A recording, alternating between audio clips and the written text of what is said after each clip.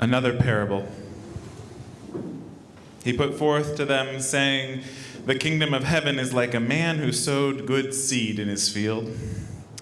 But while men slept, his enemy came and sowed tares among the wheat and went his way. But when the grain had sprouted and produced a crop, then the tares also appeared. So the servants of the owner came and said to him," and tares are weeds that are like rye kind of related weeds that are poisonous. And if you eat the tares, you could have hallucinations and even die. But they look just like wheat when they're young. So the servants of the owner came to him and said, "Sir, did you not sow good seed in your field? How then does it have tares?" And he said to them, "An enemy has done this." And the servant said to him, "Do you want us to go and gather them up?" But he said, "No, lest while you gather up the tares, you also uproot the wheat with them. Let both grow together until the harvest. And at the time of the harvest, I'll say to the reapers, first gather the tares and bind them in bundles to burn them, but gather the wheat into my barn." It's just a couple more weeks of me dealing with these weird old agrarian parables. Oh, so I'm sorry, but I think it's my fiance Caitlin is here, and we're growing all the flowers for our wedding. We're trying to, and so seeds are on my mind, and this parable. The way that it's interpreted in a conservative Christian lineage, you would talk about the struggle of good and evil, right, and the enemy of being this devil or Satan that doesn't appear anywhere in the old scriptures, actually. But you might notice that the whole thing is framed as it's happening within the kingdom of heaven. That's the beginning of it. The kingdom of heaven is like a man who sowed good seed in his field. And so this struggle, this dealing with the weeds, it's part of what's happening in this good paradise here and now. That's how I read the parable. This earthly paradise, the only paradise that we will ever get, it contains struggle and conflict, a road that is muddy and rough. And so the question isn't how are you going to eradicate all the weeds, but how do you live knowing that they're going to keep growing? Because you can't tell the difference just by looking at the seeds. You even can't, with the wheat and the tares, by their early young stalks, know which is which. And I think about that, the way that, somebody I heard once say, weeds are just a social construct. A weed is in the eye of the beholder. Think of oxalis. I'm learning from my gardening partner to despise the oxalis, this sorrel that is unwanted weed all across the garden. But before I learned, I just loved that moment when everything suddenly it was. I thought of it as God's highlighter, just coming to highlight all the hillsides. As a kid, eating the sour stems. We may not know which are the weeds and which the good crop. And so this is the truth. Our lives are full of moments of weeds, but also, like we were talking about a couple weeks ago, those birds that come and eat the seeds, and the thorns that come and strangle them, and the rocky ground that's not good enough to take them. Our lives are full of these qualities, these opportunities, experiences of struggle and suffering. And all of them are, in fact, necessary parts of the ecosystem in which the seeds are growing, right? We need the birds to come and eat the seeds and scatter them further and do the thing, poop and fertilize. And we need the thorns we need all of these as part of the context of the world in which good things grow. And so the fact that some seeds aren't going to take, that they'll be choked out by thorns or burnt in the hot sun in soil too shallow, the fact that forces beyond our control will scatter weeds among our wheat, they're not problems to be solved. Not problems, would that ancient rascal rabbi tell us, but dilemmas to be faced with curiosity and courage. Most plants produce vast quantity of seeds precisely because most of them won't take root. Seeds not taking root is normal, natural, healthy part of the process. Struggle is an essential ingredient for the existence of life. How will we live with all that's required for life to exist?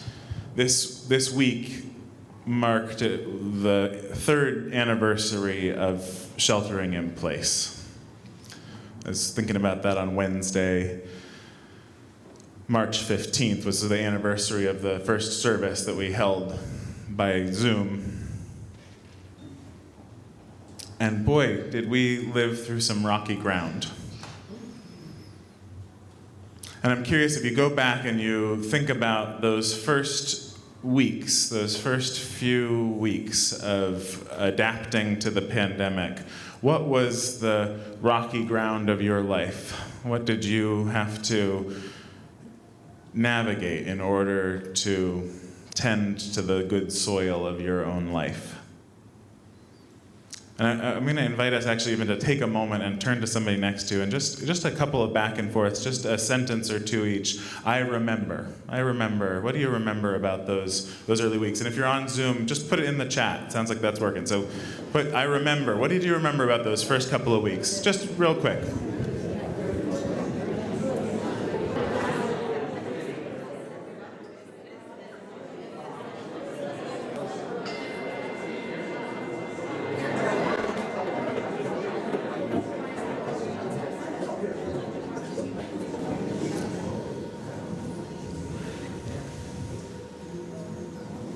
I remember all of us coming to grips with new terms, suddenly needing to know what was an essential worker, an aerosol transmission,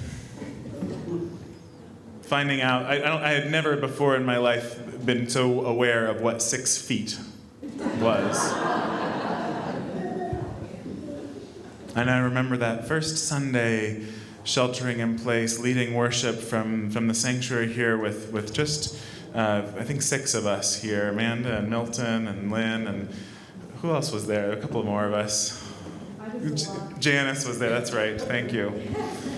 And we did our best to lead worship with I remember my computer's fan clicking through the whole service. I had a new computer within weeks. I remember reading you this poem that Lynn Unger had just written. What if you thought of it as the Jews consider the Sabbath, the most sacred of times? Cease from travel, cease from buying and selling, give up just for now on trying to make the world different than it is. Sing, pray, touch only those to whom you commit your life. Center down. And when your body has become still, reach out with your heart. Know that we are connected in ways that are terrifying and beautiful. You could hardly deny it now. Know that our lives are in one another's hands. Surely that has come clear. Do not reach out your hands, reach out your heart. Reach out your words, reach out all the tendrils of compassion that move invisibly where we cannot touch. Promise this world your love, for better or for worse, in sickness and in health, so long as we all shall live.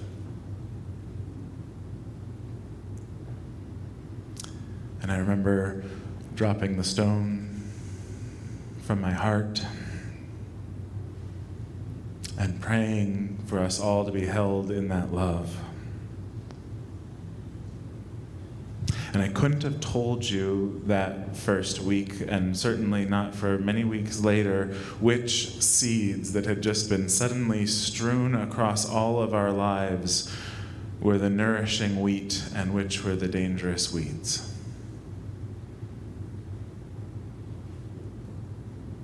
But that practice that Lynn invited us into, that practice of Sabbath, of stepping back from doing and distraction, engaging in a more thoughtful, a slower way of being, I think that's been a really good seed growing among us. I found myself enjoying the fruits of that seed this week down at the waterfront at our ministers' retreat. I was just sitting at the ocean, watching the waves crash on the shore, feeling the waves of my own life, my grief, my journey, washing, crashing against the shore. And then there was a moment when, from the bigness of the ocean, my eye was drawn to the sandpipers, the littlest birds right there on the waterfront. Have you sat and watched the sandpipers and the way they dart in as the wave recedes to catch all of the little grubs they can in the newly uncovered water, and then as the wave comes back, scurry out of the way? And every time I thought, surely one of them is going to get caught in the wave, but they never did. This dancing in and out, moving with the rhythm of the waves, the rhythm of the world.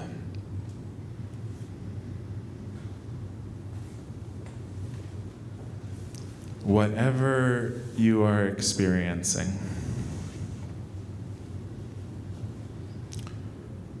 the moment of the wave receding or the wave crashing down on you, the scurrying forward or the scurrying away, the sitting in stillness or the act of doing, whatever you are experiencing is okay.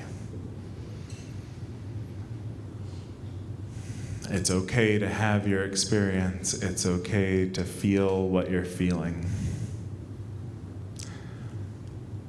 This, for me, is the root of spiritual practice.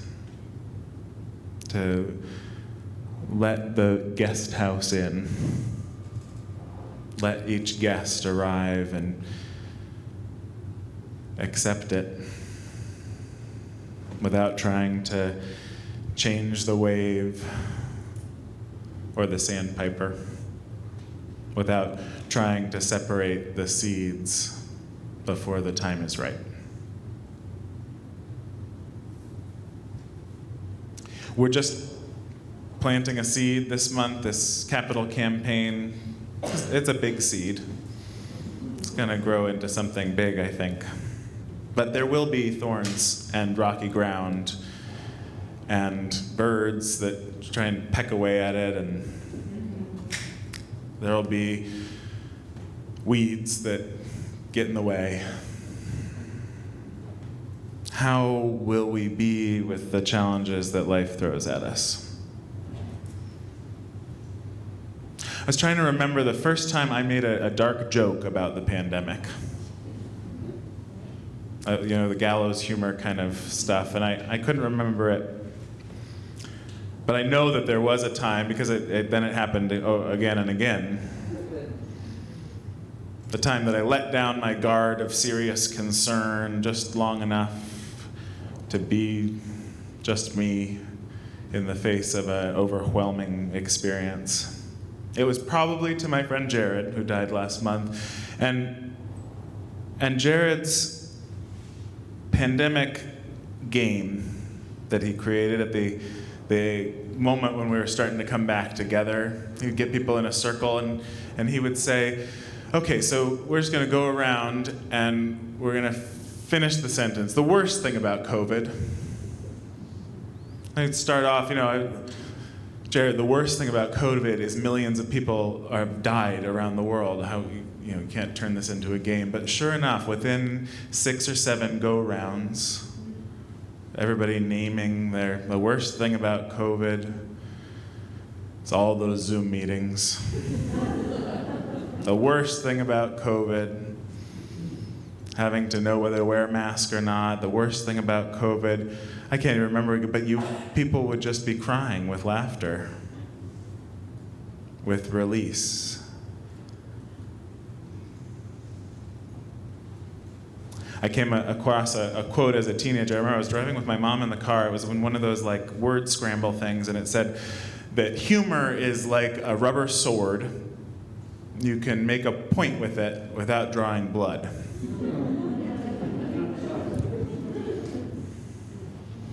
And it caught my eye. I got really sucked in because it resonated on 2 levels. One, there's a truth there that's really brilliant. And also, I have known the experience, and I bet you have too, that humor can do much worse than draw blood. I've known that on both ends of the equation. And that's why we have this perennial conversation about whether a comedian has crossed the line or not.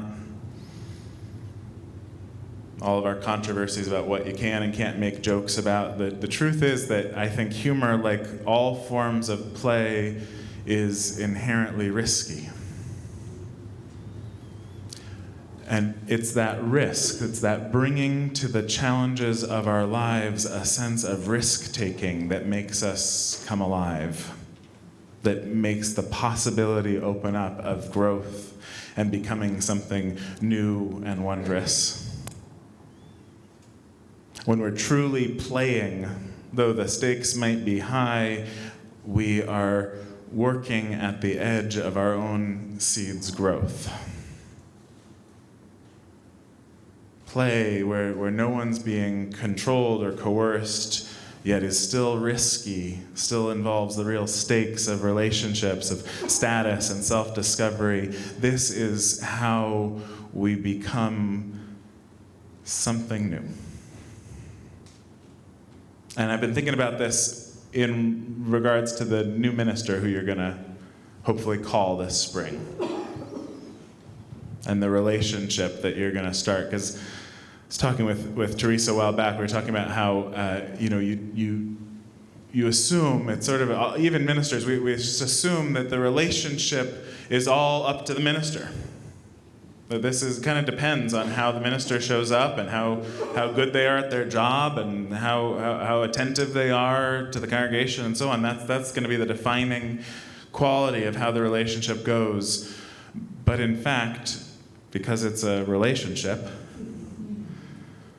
it's only one side of the street. You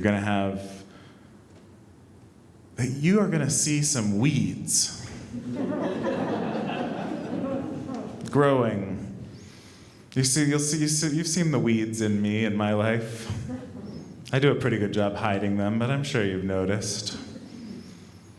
And with a new minister right off the bat, you might have that temptation to start, picking at the weeds. Try and remove some of the weeds so you could just have the good wheat. It's not going to be just up to them how this relationship goes. And if you can find a way to settle in to that presence, to that remembering that it's okay to have whatever your experience is,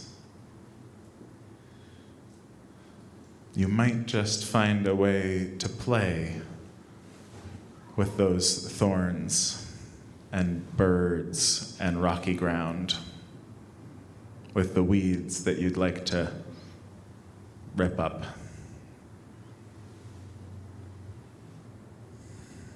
This being human is a guest house. Every morning, a new arrival. Be grateful for whoever comes, because each has been sent as a guide from beyond. May it be so, and amen.